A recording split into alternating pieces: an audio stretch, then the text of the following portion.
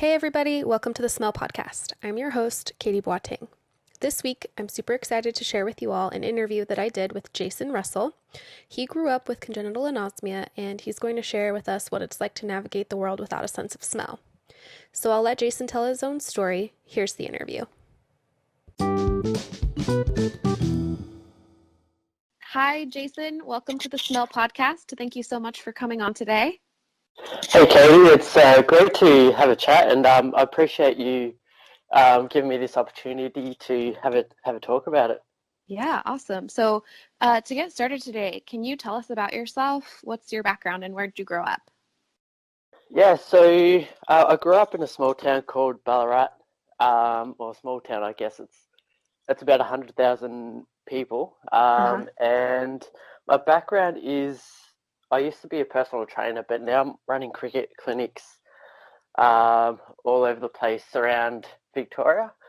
And yeah, so that's about me. I used to play tennis, I used to play cricket, had a very sporty background, and that's basically it for that. In That's regards awesome. to, thanks.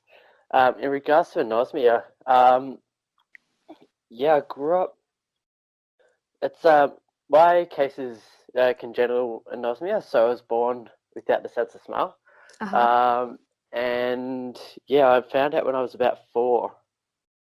What was that like for you as a kid, kind of figuring out that you didn't have something that other people had? Yeah, so as a kid, I was more so focused on other things rather than smell. I didn't realize that I was missing out on anything as such. It was only until really in high school when we had cooking class, and one of the teachers was like, "All right, so we've got a smell test." So they pulled out these little canisters of smells, and I'm like, "Oh, I can't do this test." They're like, "Why not?" I'm like, "Oh, I've got no sense of smell." And the teacher just didn't believe me. Yeah. So all my friends are like trying to convince him that I couldn't smell it. Yeah. So was that the first time that you'd come across that, like in your education, or had stuff like that where you were, I guess, was that the first time it was made explicit, like in front of everybody? Yeah, I guess that's the first time it was made explicit. I That's from, yeah, one of my memories, but I can't actually figure out, I can't remember much before that, if that makes sense. Yeah. But with yeah, mum and dad were um, they they were amazing at finding out that I could never didn't have a sense of smell, because like sometimes they would say, "Oh, that stinks," and then I'd repeat those words. I'm like, "Oh, that stinks," but if they didn't say anything, then I wouldn't say anything. Uh-huh. And my anosmia is linked to a condition called Kelman syndrome, which Uh-huh. means you don't go through puberty, you don't create your own testosterone, infertility, as well as many other things, but they're the main things, and that's where my anosmia comes from. Okay. So did your parents know that up front when you were born? Or did No, it take a while to so figure out what was going on? yeah, it took a while to figure out. We had many hospital visits as a kid, trying to figure out what was going on, MRI scans, and that's when I actually figured out or found out. And I'm born deaf in one ear as well, which is also linked to Kelman syndrome. So it was sort Uh-huh. of, they had all these clues. It was just going to the doctor and saying, "Hey, here's what's going on," um, and then that's when I got diagnosed. Okay. So this upcoming week, actually, I am gonna have a podcast episode about some of the genetics about congenital anosmia or what they've discovered so far. And it's pretty like science heavy topics, but one of the things that they link is Kalman syndrome. So that's actually the first time that I had heard of it was recently. Yeah, So that's really cool to talk to you that you have somebody with firsthand experience about it. yeah. It's the rate with Kelman syndrome. It's about 1 in 10,000 guys and 1 in I think 50,000 women. Yeah. And not many people know about it. I think the main people who know about it are the people who either have it or close family and close partners as well. So it'd be good to get that awareness out there. Yeah. How have you ever met anyone else who has Kalman syndrome in person? Yeah, so I caught up with a guy um, just last week. When was that? Thursday? Uh, I think last Wednesday. Um, yeah, I caught up with a guy who had Kalman syndrome, and it was such a fantastic experience to share what we've gone through. Yeah. And there was another time a few years ago, I wrote a article in the paper and I mentioned Kalman syndrome, and a guy came into where I was working. It was at a gym, and he's like, "Oh, when are you free? Can I catch up with you?" And I'm like, "Oh, would you like some training?" And he goes, "No, I've got what you've got, Kalman syndrome." And it just made my day. It was the first time I've ever met someone with Kalman syndrome, and Yeah. it was interesting because he worked close by as well. So it was you just don't know whose people's or what people's stories are until you actually have a chat to them. Yeah.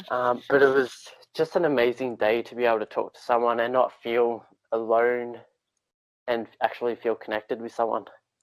Yeah, so I actually just attended the Identifying Treatments for Taste and Smell Disorders conference, which was on Thursday. It was Wednesday and Thursday of this last week, and so that was the first time in my life that I'd ever met anybody else who had anosmia in person, and it was really cool. Like I don't, it's kind of like what you're talking about. You don't really know how to describe it, but it's so meaningful.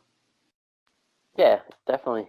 So at our How was it? dinner, it was really good. It was really nice. So at the dinner, they had like a special dinner focused on like the different textures and the reasons, like having people who can smell, like focus on the reason that they had made it the certain way, like something was crunchy or something was spicy. And it was just so cool because there were four of us. So we were all four women at the table who had anosmia. And it was just, I don't know, it was an amazing experience. So I think that it's really nice that you've been able to meet somebody else who has Kalman syndrome. Yeah, definitely. So, talking about food, how important is texture for you in the foods that you eat? Yeah, come to think of it, it is pretty important. Like, for example, apples. I do prefer the crunchy apple, the crisp apple, as opposed to like a soft, like a little bit softer. Uh-huh. Um, as well as mangoes. Like, I love frozen mangoes, and like the texture has to be right. Um, and if it's too mushy or if the textures don't really aren't that great, then it just puts off the food if that makes sense. Yeah, Yeah. How about ripe bananas? bananas are really nice. Yeah, they have to be like just right.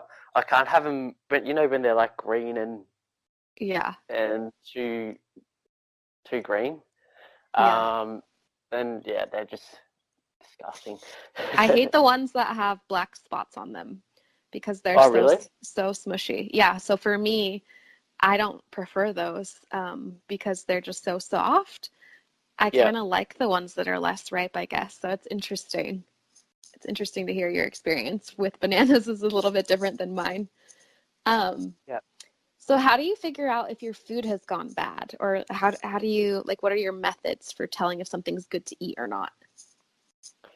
So I like to give, say, chicken, like a maximum, well, not a maximum duration, but if I've had chicken cooked for, say, like 2 days, then I'm definitely not going to eat it. I've given myself food poisoning a couple of times, unfortunately. So I like to be pretty on point with my food. I love food. Uh-huh. So I'll eat it like within a day of it being prepped. Yeah. But there was one time where I bought the discounted chicken at the supermarket and never buy discounted chicken from the supermarket because it means it's like nearly off, and then cook it and then eat it the next day, and then yeah. it was a horrible experience for the next 24 hours. Um, so I like to give a time limit of when I eat things like chicken or beef. I do have a designated smeller as well. So I'll be like, hey, can you smell this food?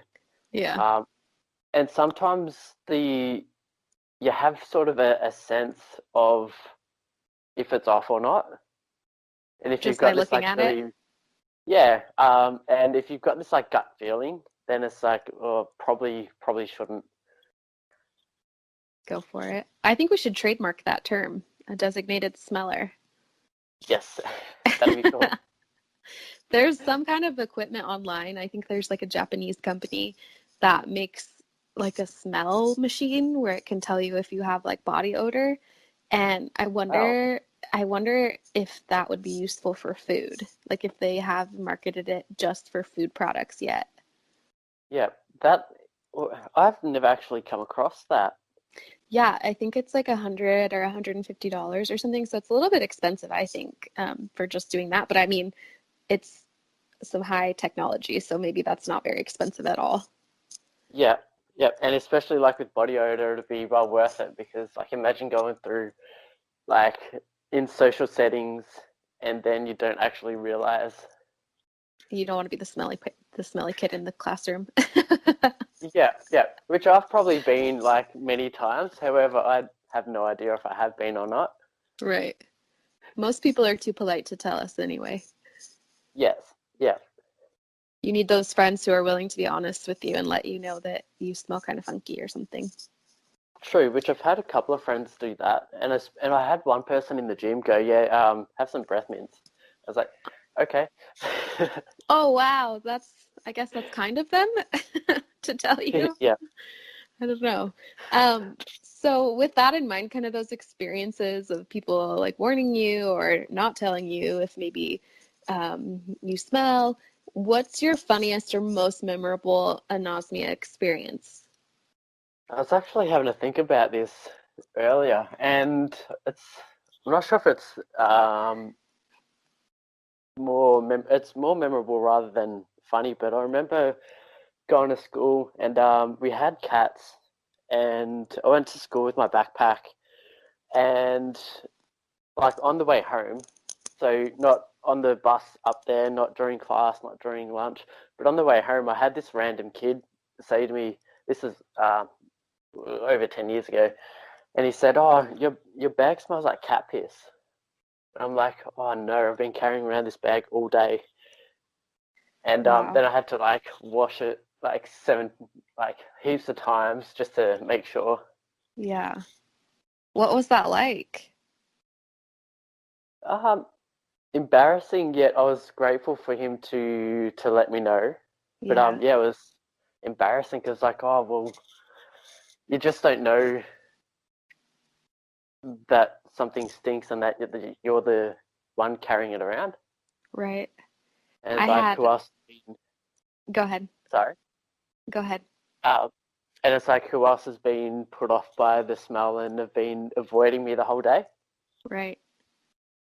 It's really, I guess, shaming. Like I went to a show once and I had a lady and her husband who were sitting next to me, and they just the lady was like, "Are you wearing perfume?" And I said, "No," because I didn't put on any perfume, but I had put on like deodorant before I left, so I think maybe that was what it was.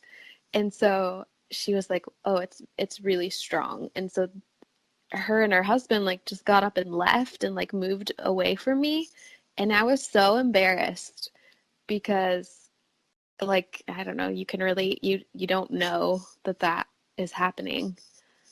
So yeah, I just remember being really embarrassed by that and wondering if it was because it was the deodorant that smelled bad or maybe I like had body odor going on. But I just like that was the only thing I could focus on, and I didn't even really enjoy the show anymore. Yeah, that would have been horrible. And it changes your experience of what you're doing as well. Yeah, because then I Because wonder like if imagine, everybody else can smell me too. yeah, yeah. So And then it's sort of like the focus is in your own thoughts of going, do I smell bad? How bad do I smell? and then you're not actually, it takes the focus away from the actual show or what you're doing. Yeah, for sure. And I'm just gonna tell myself that it was because the deodorant was really strong. That makes me feel slightly better. Um, so when smell comes up in daily life, like in passing, because it happens all the time, there's commercials about candles and there's just commercials about food and focuses on smells and things like that. When that comes up in like day-to-day conversation with people, do you take the time to explain to them that you can't smell, or do you just leave it be? Yeah, so years ago, I would tell everybody and anybody that I wouldn't be that I couldn't smell. And then I sort of started strategically saying it, and then I eventually got over answering all the questions. Can you taste? If I farted, could you smell it? Mm-hmm. All those kind of questions are the first two questions I get asked. So it's like, yeah, do I want to repeat the same old question over and over again to different people?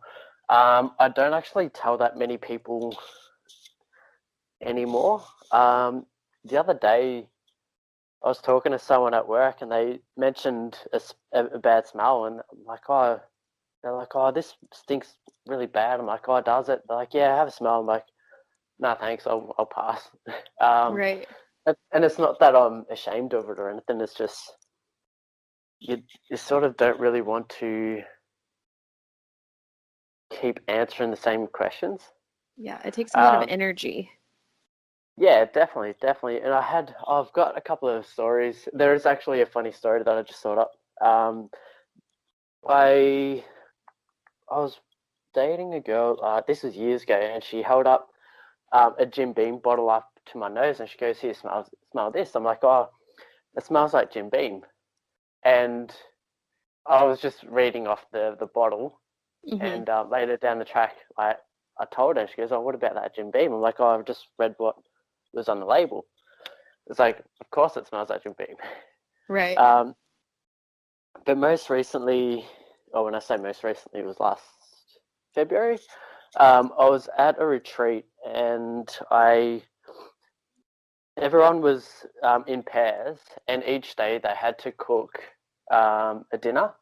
Anyway, the dinner that me and my partner was cooking was chicken, and the chicken was bought on Sunday, and this was on Wednesday.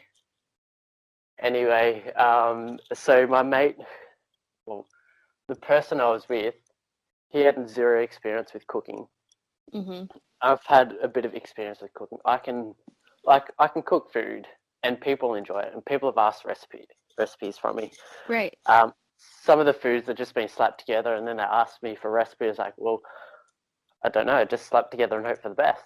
Yeah. Anyway, so he had zero experience, and I got him to cut the chicken. I was cutting up all the veggies.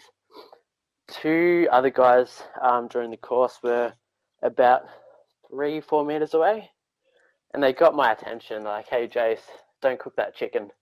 It smells funky. I'm like, oh, does Oh. it? And they're like, yeah, definitely don't cook it. And I'm like, you sure? They're like, yeah. Anyway, I go to my cooking partner. Can you smell that? And he goes, oh, I thought it smelled a little bit weird. And goes, smell it. I'm like, well, I can't smell. That's why I'm trying to rely on your nose. I'm trying to rely on other people's noses because I don't want to give 13 people food poisoning here. Right. So, You should. sorry. Oh, you'd think he'd say something. Yeah, he didn't have much cooking experience, so I guess he didn't really cook much chicken. Anyway, I threw $170 worth of chicken out because it was off. And Man. and then the organizer of the course slash retreat um, had a had a bit of a word with me for throwing out $170 worth of chicken. I'm like, yeah, I don't want to give anyone food poisoning. Yeah. Uh, Well, I think you probably did the right thing I think so by too. making sure a bunch of people didn't get sick. Oh, what did you guys do instead then for your meal? Yeah, so one of the assistants, they went out to get more chicken, which added another. It was a half an hour drive So they ended up getting chicken. We had dinner a little bit later, which was fine. I'd rather late dinner than get food poisoning. And then we also had some leftovers from the night before. So it was all bases covered. Oh, that's good. Yeah. Well, that's awesome. Well, hopefully that guy now knows what off chicken smells like, and he'll be able to do that next time. Yes. So, in life, I know I've referred to anosmia as being an invisible disability, and I'm just wondering, do you identify that as having a disability? How do you feel about that word? And I guess, how do you feel about people saying that you have a disability? Yeah, so I don't actually consider it as a disability.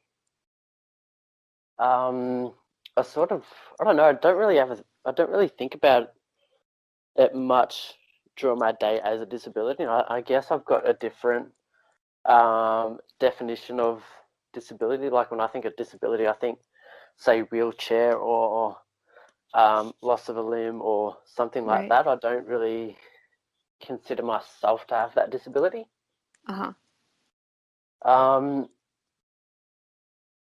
so yeah, I guess if when other people use that term, it's up to them what they define it as. However, I just don't define it like that. Yeah, that's good. So, what do you want people who don't have anosmia to know about what it's like living with it? Um, Good question. If I do have a bad odor, let me know. Um, yeah, just be a bit patient. I remember one time in the gym, I left food in the fridge and I completely forgot about it. And then a few days later, the manager's like, "You need to get rid of that." And he was like really cranky that I left off food in the fridge. And he's like, "Oh, you would have been able to smell it." I'm like, "No, I can't." He goes, "Yeah, you would have." I'm like, "No, I can't." And he just wasn't compassionate about, like, he didn't realize I had anosmia, but I was trying to tell him that I couldn't smell it, and he's like, "Yes, you would have been able to." So yeah, if people I would love to let know, and what I would love them to know is, yeah, just be patient when something about smell comes up, whether it's like, yeah, body odor, food, smelling clothes, stuff like that. Yeah. And yes, we wouldn't be able to smell farts if you farted in our face. And yes, we can taste a bit. I had that so many times in high school. Like, it was just ridiculous. Like, oh, so if I farted in your face up close, you wouldn't be able to smell it. It's like, yes, but don't do that.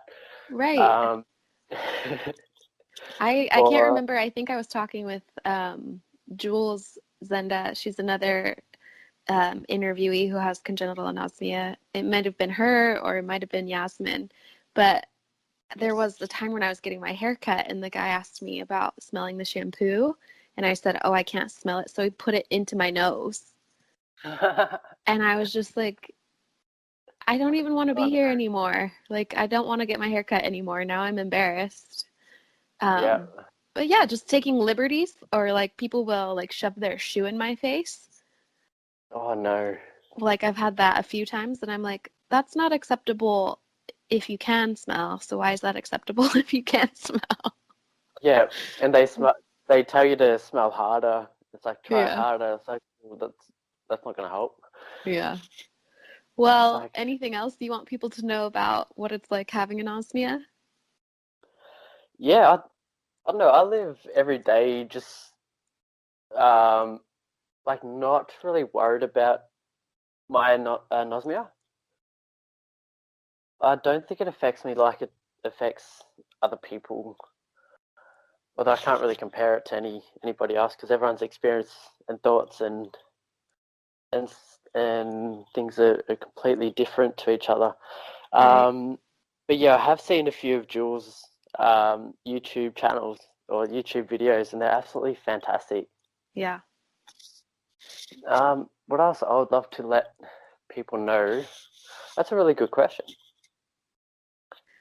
I think for me, it would be kind of what you had mentioned is like believe us. Yeah, Um, why would I say I can't smell for attention? Like that's one that I feel like some people think it's like an attention seeking, and it's not. It's yeah, unusual. people say that. Yeah, but I think you wouldn't ask somebody who's blind to try to see harder. Yeah, So I yeah, guess just that awareness of being sensitive to the situation that the person is in. You can't see it, but it's still the same thing as if you were asking somebody who couldn't see to just maybe try a little bit harder. I So shouldn't be laughing at that, but have you or had that even deaf happen? people. Yeah, I've had people say try harder and like hearing. I've deaf in one ear as well, so people Yeah. have told me to try harder with hearing and all that, and it's like, but yeah, going back to anosmia, it's um, yeah, definitely that belief of believe us when we actually tell you, and don't ask such stupid questions. I know, I know. Like people don't know what to ask, and it's like they're curious, and it's great to be curious. Or they try to compare smells with other smells. And it's like, oh, have you smelled, say, like mangoes? I was like, no. Oh, well, it sort of smells like this smell. It's like, oh, okay, yeah, I've smelled that, which I haven't. It's like, Right. yeah, I'm not sure what goes in their mind when they ask some questions. Like, it's great that that they want to learn more about it. I think that's why kind of these interviews with people like you and like Jules and Yasmin and myself who we don't have a sense of smell. Hopefully, I mean, it's a podcast and maybe not everybody listens to podcasts, but hopefully it will raise awareness for those who do listen and maybe they can say like, oh, I have a friend who has that. Maybe I'll tell them about the podcast. That way we Yeah, can kind of let everyone know that we're here. yeah. I was writing a book uh that I haven't published just yet, but I was at a cafe with a friend, and prior to that, I was writing a book. Anyway, two older an older couple could overhear me talking about the book, and they asked me, "Oh, what's the book about?" I'm like, "Oh, it's about living without some senses, like anosmia." Um, and they're like, "Oh, that's really interesting because she actually lost her sense of smell." So we had a connection about not being able to smell, and it was just fantastic. Yeah, I think there's a lot more of us than we realize. Yeah, definitely. Like in the anosmia of the world or anosmics of the worldwide Uh-huh. Facebook group, there's heaps and heaps of people, and you just don't know. Um, I remember meeting a couple of people with anosmia in my hometown, and yeah, it was just fascinating to be able to share that. So, do you have hopes of publishing this book about having anosmia?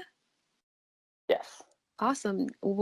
Can you share any more details or is it kind of pending?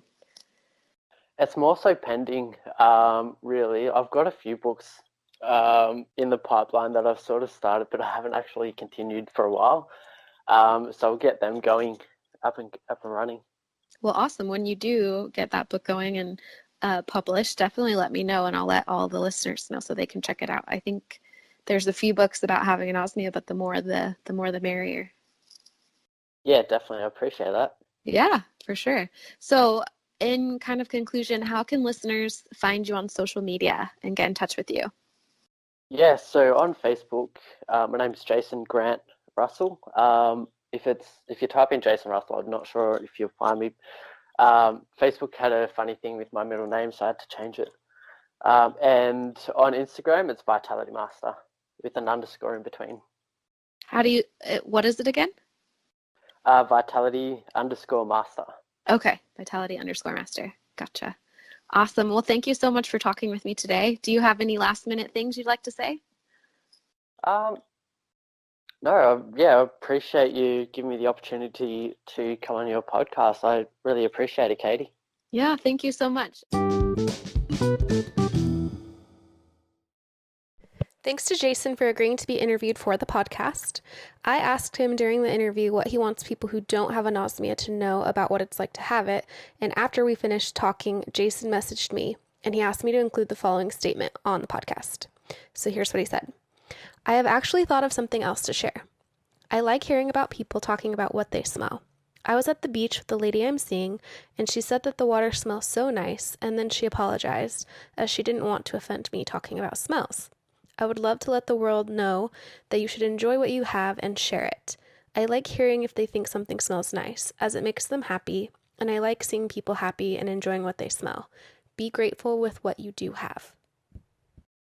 You can find Jason on Facebook by searching for Jason Grant Russell, and on Instagram he's located at vitality_master, and that's spelled VITALITY_MASTER. Make sure you keep an eye out for Jason's future books about having congenital anosmia. I've asked him to keep me posted about his progress, and if I hear anything back, I'll definitely keep you all in the loop as well. If you're interested in learning more about that smelling device that I mentioned, it's called Tanita ES100, and it went on sale in Japan in early June of this year. I found a few on sale on eBay for around $150. If you end up purchasing one, please make sure that you let me know how it works and how you like it. I'll include a link in the episode description if you'd like to read more about it. Also, I wanted to let you all know that I am planning a special episode to discuss the Identifying Treatments for Taste and Smell Disorders conference that was in Philadelphia, and all of the amazing things that I learned while I was there and the great people that I got to meet and interact with. There's a lot of exciting updates that are going on, and I will make sure that I get those all out to you guys. I wanted to also let you know that there's going to be another great conference that's focused on smell and taste disorders this coming year in May 2019 in Florida. If you live around the area or you want an excuse to visit sunny Florida, I believe it's in Gainesville, so you can check out the conference website. It's www.smelltaste.org. Make sure that you bookmark the page and keep your eyes out because there will be more detailed info about the conference posted sometime in January 2019. So let me know what you thought about today's episode. What topics would you like to see covered in the future? I'm very interested in doing some interviews with people who have parosmia, phantosmia, or hyposmia, in addition to people who have anosmia. I want to make sure that I'm representing everybody's smell disorder story. If you have a story that you'd like to share, or if you'd like to be interviewed for the podcast, please email me at thesmellpodcast@gmail.com. You can follow the podcast on Twitter at thesmellpodcast. Until next time, have a great day.